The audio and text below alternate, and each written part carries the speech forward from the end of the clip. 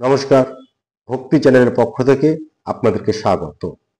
আজকে আমরা যে বিষয়টা নিয়ে কথা বলবো, আমাদের মনে হয়েছে কাজ করতে করতে মনে হয়েছে এরকম একটা বিষয় নিয়ে কথা বলাটা অনিবার্য ছিল। কারণ যে বিষয়টা নিয়ে বা যাদের নিয়ে আজকে কথা বলবো, তারা যদি না থাকতেন বা তারা যদি আমাদের জন্য অতীতে যে কাজ করেছেন সেই কাজ যদি না করে যেতেন, তাহলে আজকে আমরা হয়তো অনেকটাই পিছিয়ে থাকতাম। হয়তো পিছিয়ে থাকতাম না, কিন্তু আমরা আমাদের এই ধর্ম, আমাদের সংস্কৃতি, আমাদের দর্শন সম্পর্কে কিছুই বুঝে উঠতে পারতাম না। আজকে আমরা কথা বলবো বেদের ভাষ্যকারদের নিয়ে। আজকে তাদেরকে প্রণাম জানানোর জন্য, তাদেরকে শ্রদ্ধা নিবেদনের জন্য আজকে এরকম একটি বিষয় নিয়ে আমরা কথা বলছি। এই ভাষ্যকার এত গুরুত্ব কেন, বা ভাষ্যকারদের এত গুরুত্ব কেন, এবং অদ্ভুতভাবে আমরা এই ভাষ্যকারদের নিয়ে কিন্তু নীরব থাকি। আমরা অনেক বিষয় নিয়ে কথা বললেও এই সৃষ্টিকে, বেদের সৃষ্টিকে যারা আমাদের কাছে সহজভাবে পৌঁছে দিয়েছে, তাদের কথা আমরা খুব একটা জানি না। অনেকেই হয়তো জানেন, কিন্তু আবার অনেকেই তেমন ভাবেই জানেন না। আজকে তাদের জন্য, প্রত্যেকের জন্য, এবং আবারও বলি এই ভাষ্যকারদের শ্রদ্ধা এবং প্রণাম জানানোর জন্য আজকে আমরা আমাদের এই আলোচনাটি করছি। যদি আপনিও চান তাদেরকে শ্রদ্ধা নিবেদন করবেন, প্রণাম নিবেদন করবেন, তাহলে আসুন আমাদের সঙ্গে আপনারাও শুনুন আজকে এই বেদের ভাষ্যকারদের কথা। এবার কথা হলো গিয়ে বেদের ভাষ্যের প্রয়োজন হয়েছিল কেন। দেখুন, বেদ হচ্ছে আমাদের ভারতীয়দের ধর্ম, সংস্কৃতি, দর্শন সবকিছুর স্তম্ভ। আমরা এখন যে বিষয়গুলো নিয়ে, যে আধুনিকতা নিয়ে আমরা প্রতি মুহূর্তে আলোচনা করি, বেঁচে থাকি, সেগুলো যদি একটু দেখেন, আমাদের কিন্তু বেদে সেগুলো অনেক আগেই উল্লেখ হয়েছে।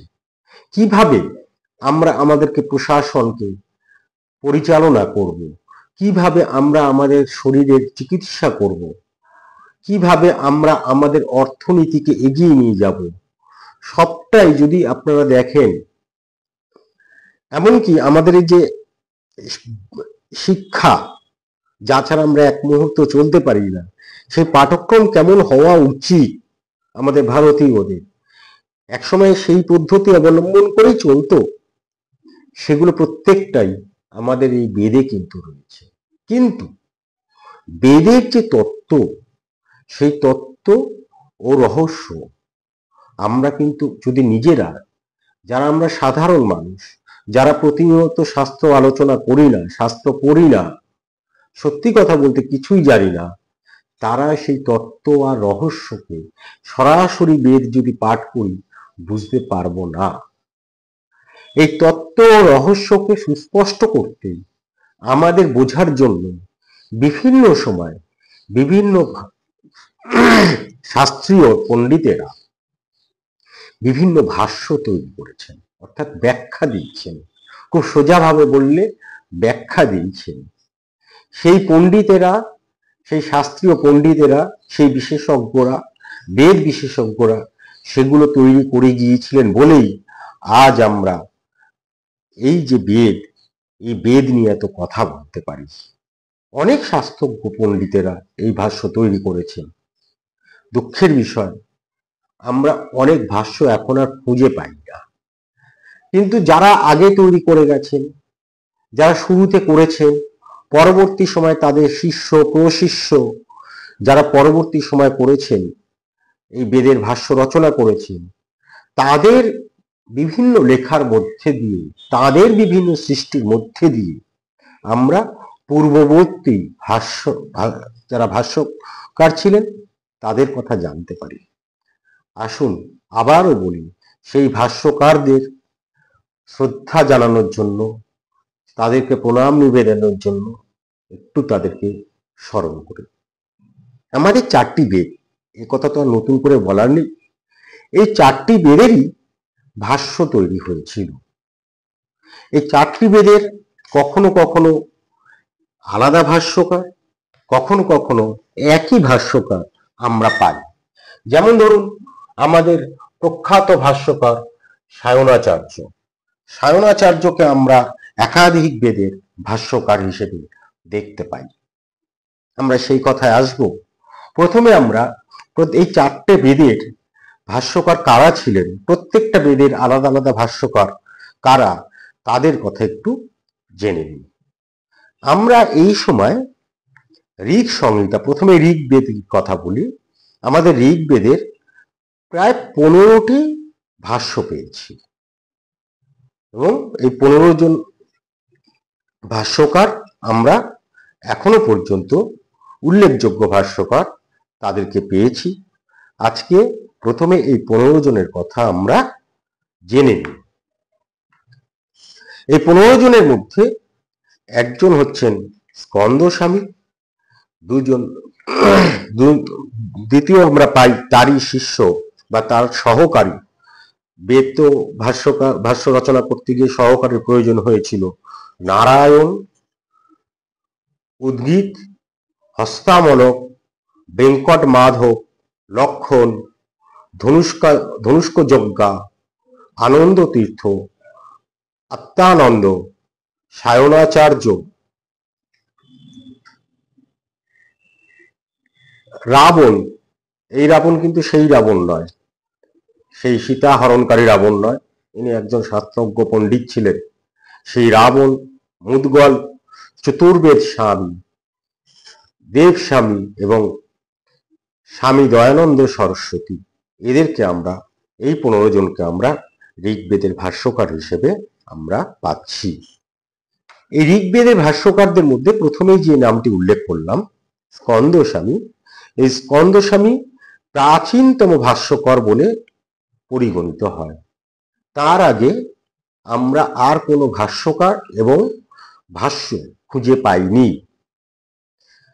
614 খ্রিস্টাব্দে তিনি জীবিত ছিলেন, আমরা দেখতে পারি। সমগ্র ঋগ সংহিতার উপর তিনি ভাষ্য রচনা করেছেন, কিন্তু আমাদের দুর্ভাগ্য যে সেই সবকটি ভাষ্য আমরা খুঁজে পাই না।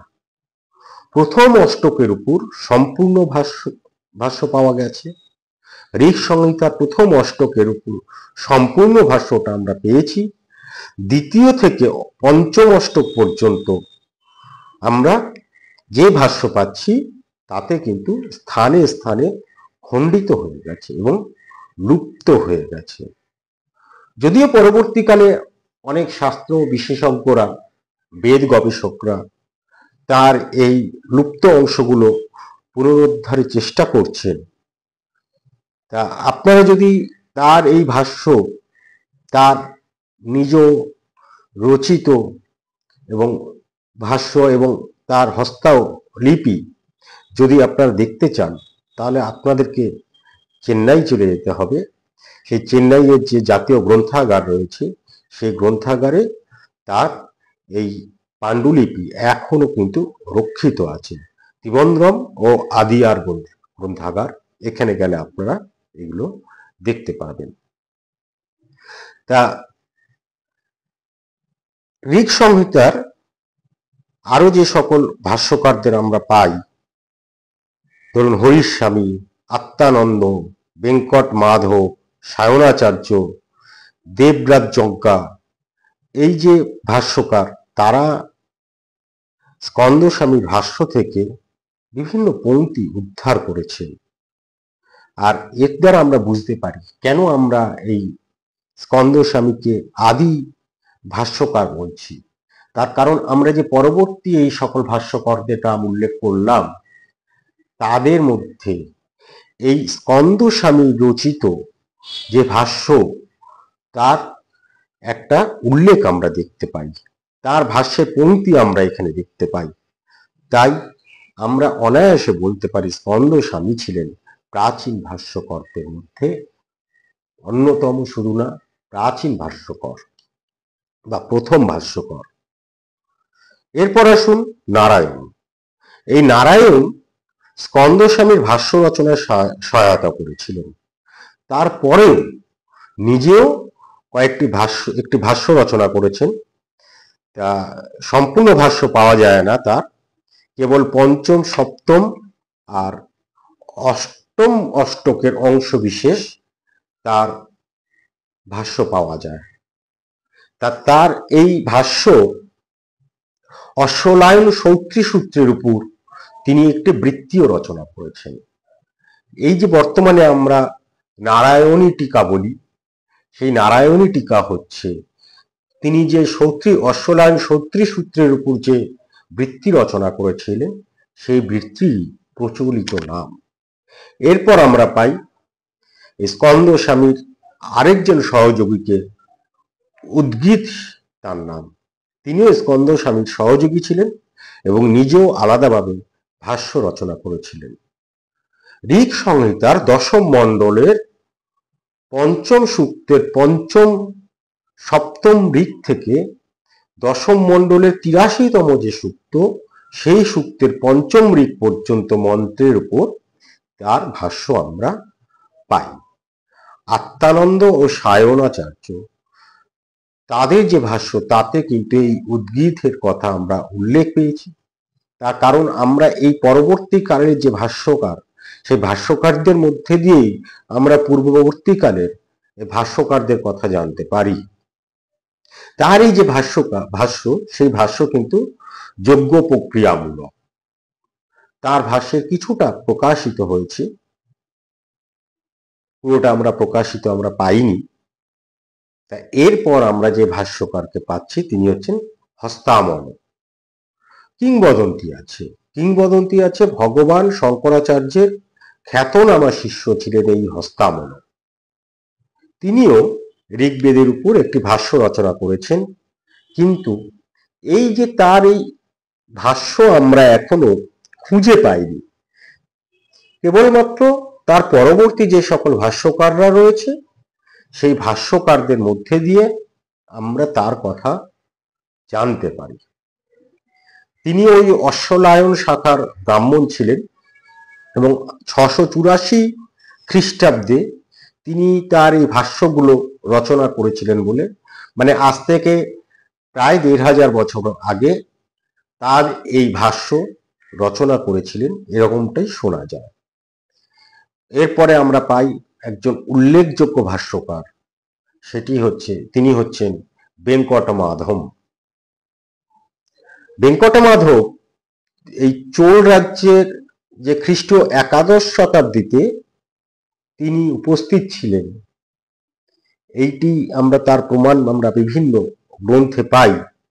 এবং কাবেরী নদীর দক্ষিণ তীরস্থ গোমান গ্রামের বাসিন্দা ছিলেন।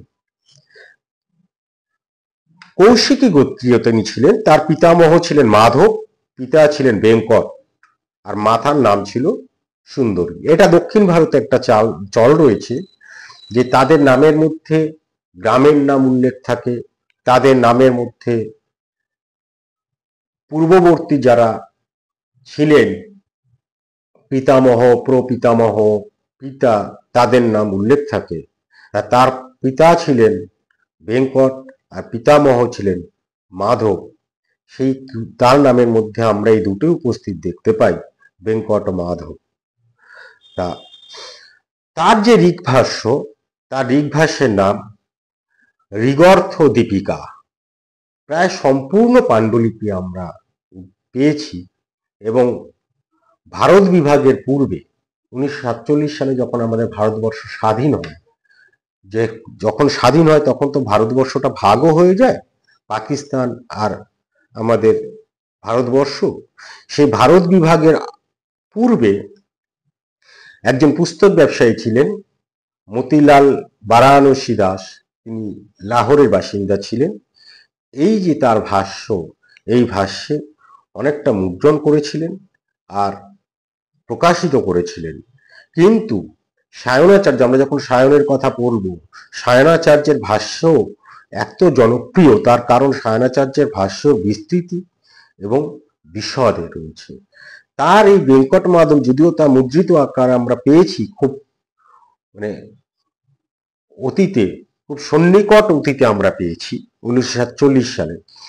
তা কিন্তু সেখানে তার এই ভাষ্য বিশদ নয়, তার বিস্তৃতি নয়, তাই অনেকে এই ভাষ্য না বলে তাকে টিকা বলেন। তার এই যে টিকা বা ভাষ্য যাই বলি না কেন, সেটিও হচ্ছে যজ্ঞধর্মী। এরপর আমরা কথা বলবো লক্ষণকে নিয়ে।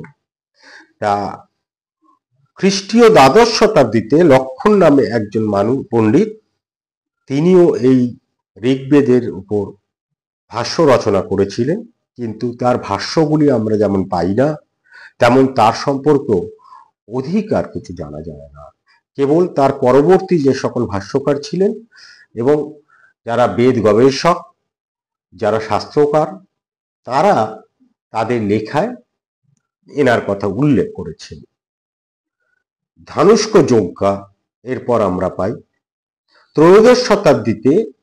ধানুষ্ক যজ্ঞা একজন বিদ্বান, ইনি ঋক, সাম, যজুর, এই যে তিনটি বেদ, এই তিনটি বেদের ভাষ্য তিনি রচনা করেছিলেন, কিন্তু আজ পর্যন্ত আমরা তার কোনো ভাষ্যই খুঁজে পাই।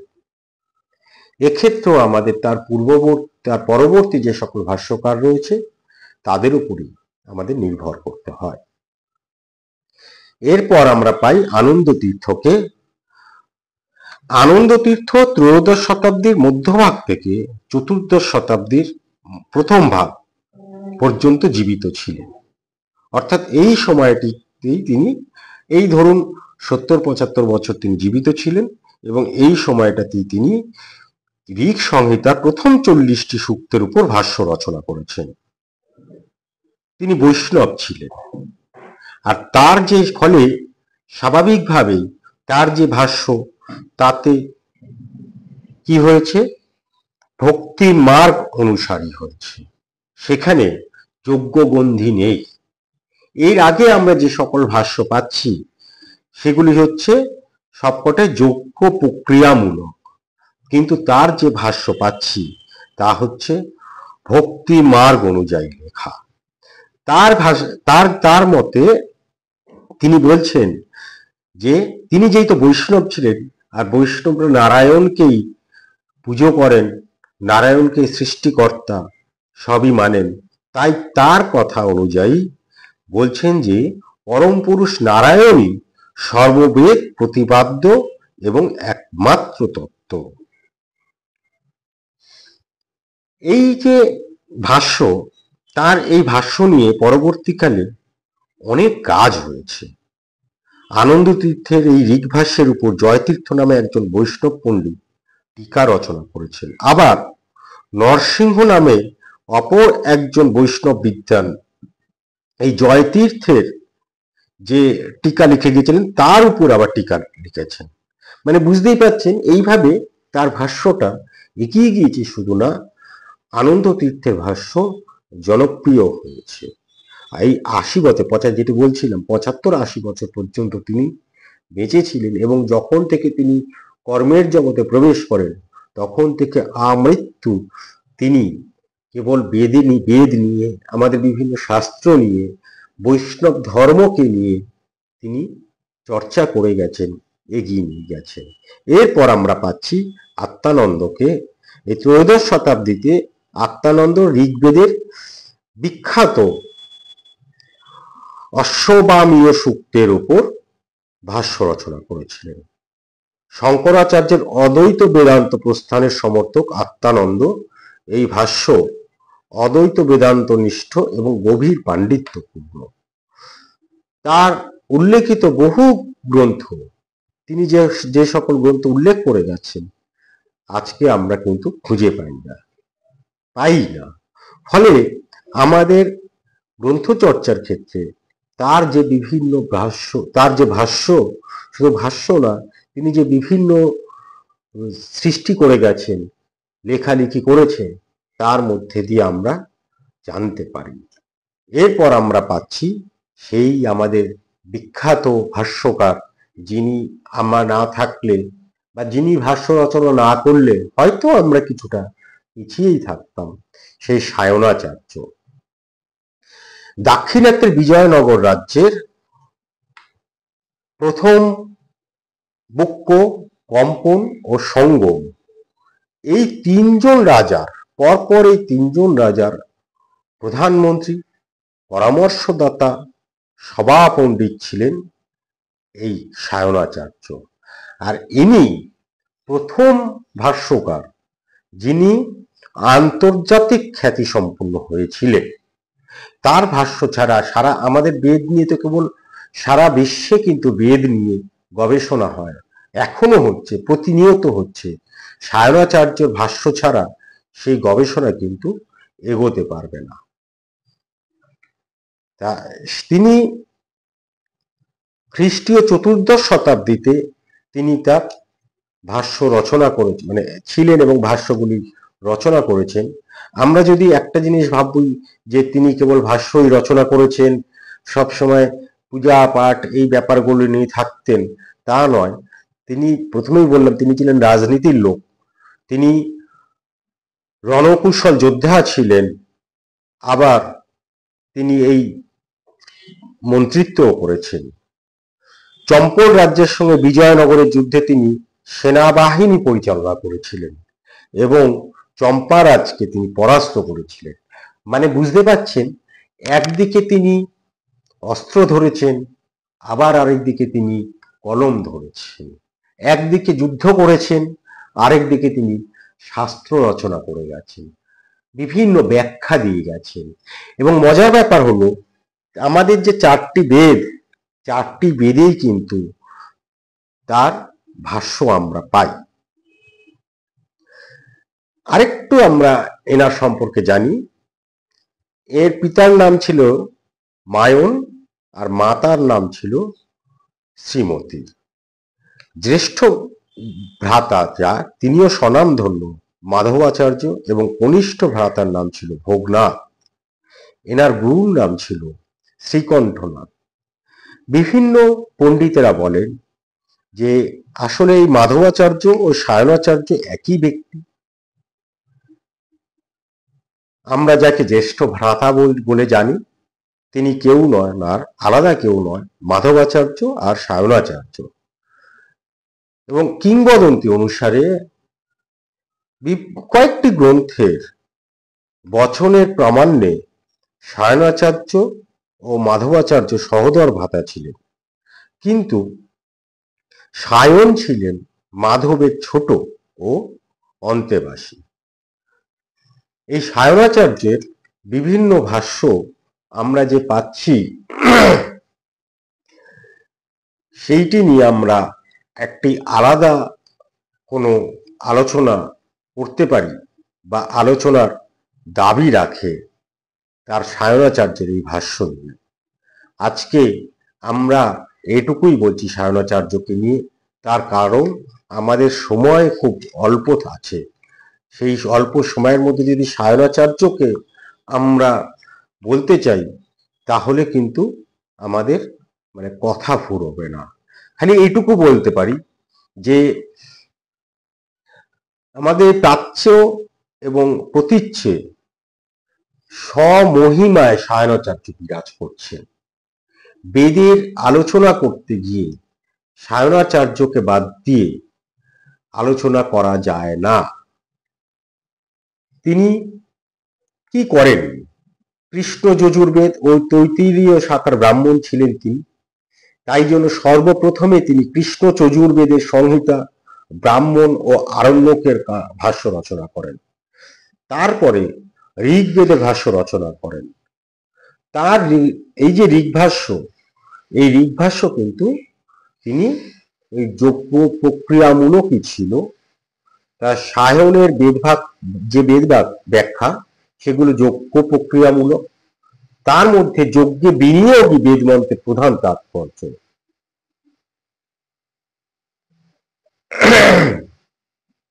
আরেকটি উল্লেখযোগ্য সায়নাচার্যের এই বিভিন্ন যে বেদের যে ভাষ্য, এইখানে তিনি তার পূর্ববর্তী যাদের আমরা যে ভাষ্য আমরা যেগুলো খুঁজে পাই, কোনোটা খুঁজে পাই না, তাদের সুস্পষ্টভাবে উল্লেখ করে গেছে।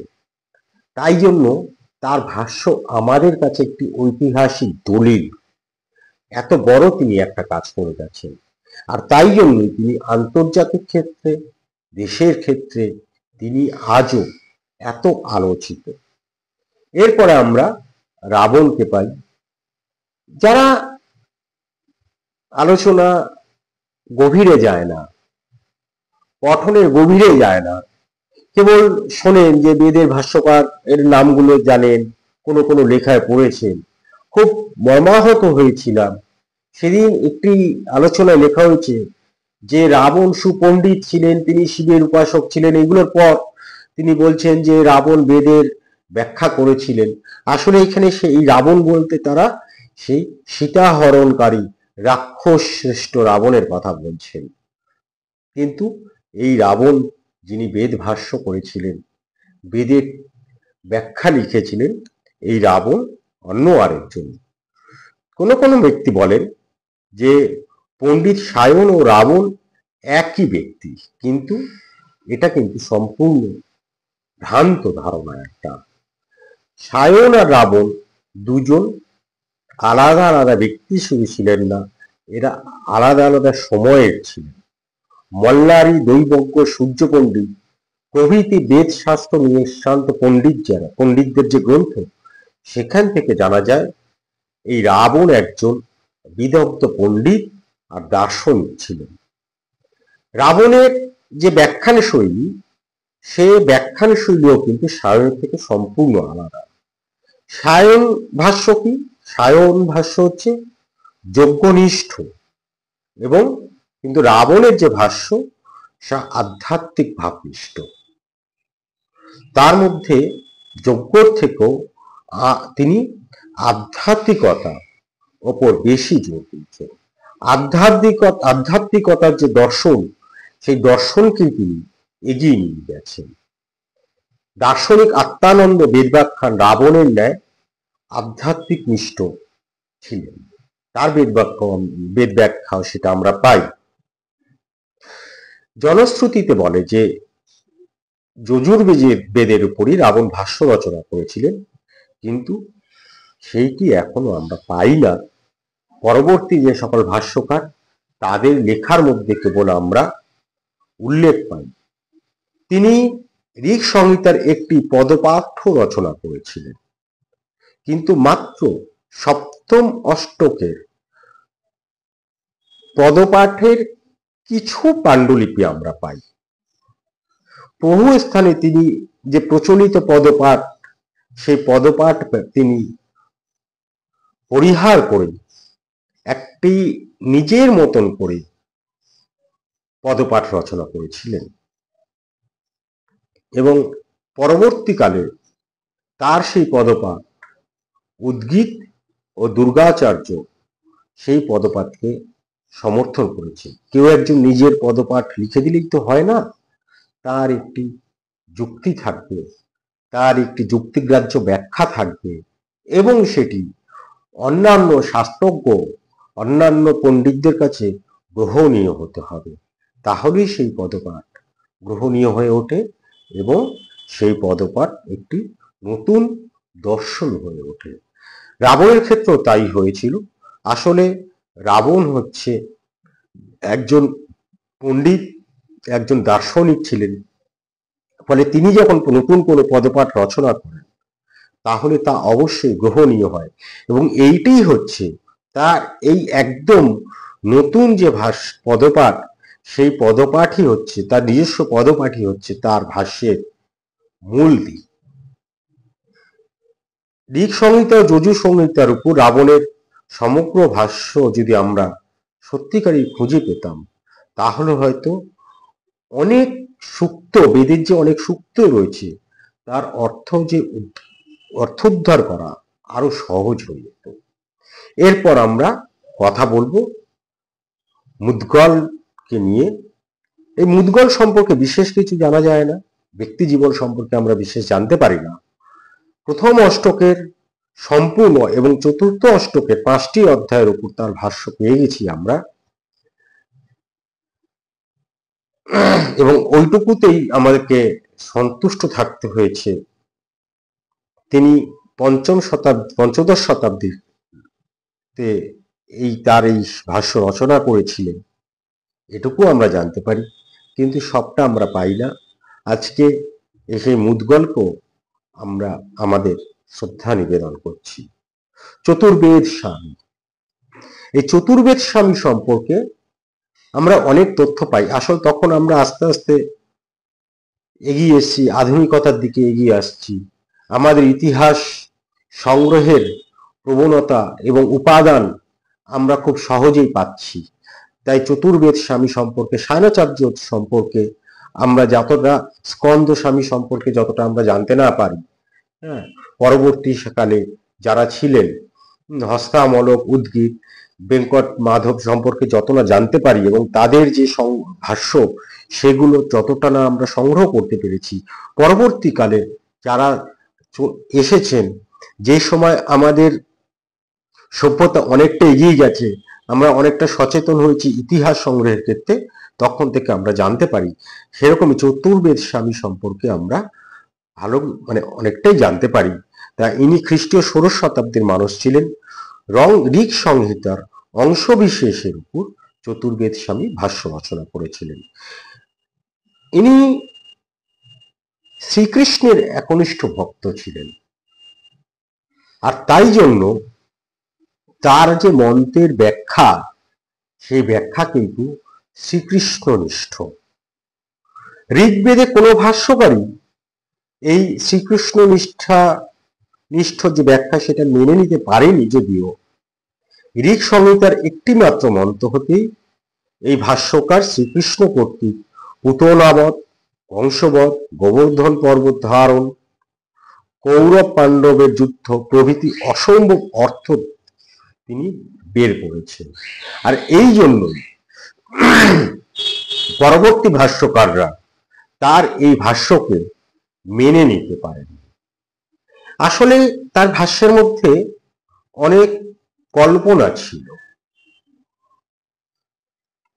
এই কারণে তার ভাষ্য অতটা সমাদৃত হয়নি। এরপর আমরা আসবো দেবস্বামী। তা মহাভারতের বিমল বোধ নামক টিকাকার বলেছেন যে দেবস্বামী নামক একজন পণ্ডিত দার্শনিক ঋক সংহিতার ভাষ্য লিখেছেন।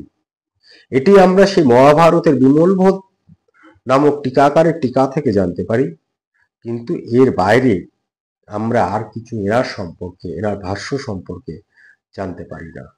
সংহিতার ভাষ্য পাওয়া যায়নি, তার আর জানতে পারি তার সংহিতার কোনো ভাষ্য পাইনি আমরা। কিন্তু অশ্বলায়ন সূত্র আর অশ্বলায়ন বৃদ্ধ সূত্রের উপর দেবস্বামীর ভাষ্য পাওয়া গেছে এবং সেটি প্রকাশিত হয়েছে। এরপর আমরা আসব স্বামী দয়ানন্দ সরস্বতী। আর্য সমাজের প্রতিষ্ঠাতা দয়ানন্দ সরস্বতীর কথা আমরা সবাই আশা করি জানি, তাই নতুন করে বিস্তারিতভাবে তার কথা বলতে যাওয়াটা এই মুহূর্তে সম্ভব নয়, তার কারণ সময় অনেকটা চলে যাবে। সায়নাচার্য যেমন ভাবে আলোচনার জন্য আলাদা একটি পরিসর দাবি করেন, স্বামী দয়ানন্দ সরস্বতীও সেরকমই আলাদা একটি পরিসর অবশ্যই দাবি করেন আলোচনার জন্য। ঊনবিংশ শতাব্দীতে যখন আমাদের ভারতবর্ষে ধর্মে, ভারতের দর্শনে, ভারতের শিক্ষায় একটা নবজাগরণ হয়েছিল, সেই সময় স্বামী দয়ানন্দকে আমরা পেয়েছি, যে বর্তমান যুগের যার সম্পর্কে অনেক তথ্য আমরা পাই, সেই বর্তমান যুগের যারা বেদ শাস্ত্র নিয়ে কথা বলেছেন তাদের মধ্যে অন্যতম শুধু না মধ্যমণি হচ্ছেন এই দয়ানন্দ সরস্বতী। অগাধ পাণ্ডিত্য ছিল তার, অগাধ পাণ্ডিত্য। ভারতবর্ষের এবং আন্তর্জাতিক ক্ষেত্রে তার যে আলোচনা ভারতবর্ষ এবং আন্তর্জাতিক ক্ষেত্র, তার আলোচনা বহু মনীষীকে মুগ্ধ করেছে। 1825 খ্রিস্টাব্দে যে সময় আমাদের ভারতবর্ষে এক নব জাগরণের সূচনা হয়েছে, সেই রকম একটি সময় তিনি আমাদের ভারত মধ্যে আবির্ভূত হন। এই সন্ন্যাস গ্রহণের পূর্বে তার নাম ছিল হচ্ছে শঙ্কর। তিনি সামবেদে ঔদিচ্য শাখার ব্রাহ্মণ ছিলেন। মথুরার স্বামী বিরজানন্দ নামক সন্ন্যাসী থেকে তিনি সন্ন্যাসী দীক্ষা গ্রহণ করেন এবং 1877 খ্রিস্টাব্দে তার সেই বৈধত্যপূর্ণ বেদভাষ্য রচনা আরম্ভ করেন। তার এই বেদভাষ্যের অন্যতম, তার বেদভাষ্যের অন্যতম একটি দিক হচ্ছে সরল সংস্কৃতে এবং সঙ্গে সঙ্গে হিন্দি ভাষাতে অনুবাদ করেছিলেন। সংস্কৃতে যেমন তিনি অনুবাদ করেছেন, মানে রচনা করেছেন বেদভাষ্য, তেমন ভাবে আমাদের সাধারণদের জন্য তিনি নিজেই হিন্দিতে অনুবাদ করেছেন। যখন অন্য কেউ অনুবাদ করে তখন সেই অনুবাদের হয়তো মূল ব্যঞ্জনাটা ধরা নাও পড়তে পারে, কিন্তু লেখক যখন, ভাষ্যকার যখন নিজে অনুবাদ করেন তখন তার মধ্যে একটা ব্যঞ্জনা, মূল ব্যঞ্জনাটা ধরা পড়ে, যেটি দয়ানন্দ সরস্বতীর ব্যাখ্যার মধ্যে আমরা পাই। 1877 খ্রিস্টাব্দ থেকে 1884 এই 8 বছর তিনি ঋক সংহিতার 7ম মণ্ডলের 2য় সূক্তের 2য় ঋক পর্যন্ত ভাষ্য রচনা করতে সমর্থ হয়েছিলেন। কিন্তু হয়তো তারপর আমরা পেতাম, কিন্তু পাইনি। তার কারণ ওই 1884 খ্রিস্টাব্দে, অর্থাৎ যে সময় পর্যন্ত তিনি এই ভাষ্য রচনা করেছেন, সেই সময়েতেই 1884 খ্রিস্টাব্দে কালী পুজোর দিন তার মহাপ্রয়াণ হয়। এই গুরুত্বপূর্ণ বিশাল ভাষ্য রচনা কার্য আরম্ভের আগে তিনি ঋগ বেদ ভাষ্য ভূমিকা, যেখানে ঋগ, সাম, যজুর ও অথর্ব 4 বেদের ভাষ্যের ভূমিকা তিনি লিখেছিলেন। এই ভূমিকা গ্রন্থটিও অতি পাণ্ডিত্যপূর্ণ। বিভিন্ন আলোচনায় এইখানে একত্রিত তিনি করেছেন।